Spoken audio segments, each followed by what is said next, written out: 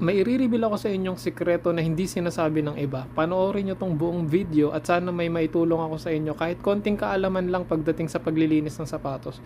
Kung makikita nyo tong sneakers na hawak ko, galing ito sa ukay at legit na namuong dirt at grime sa sapatos na ito.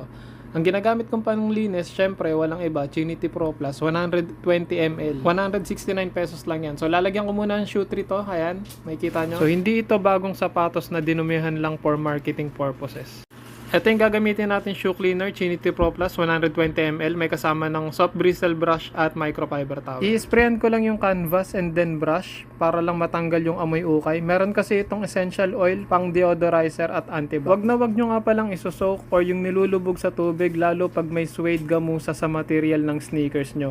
Kasi pwede itong mag-cause ng color bleeding or damage sa suede. Next naman itong midsole or rubber part ng sneakers. Same procedure lang, spray then soft brush lang. Effortless, makikita nyo lilinis at puputi agad since meron itong midsole booster. So dito ipapakita ko lang sa inyo ng mabilis kung paano ko safe na nililinis yung suede at gamusa. Safe na safe to all material tong Trinity Pro Plus. At makikita nyo na kagad yung difference nilang dalawa. At kung nakaabot ka dito sa pinakadulo ng video at inaantay mo kung ano yung sikreto, itong gamit kong shoe cleaner, ang Trinity Pro Plus, available COD nationwide.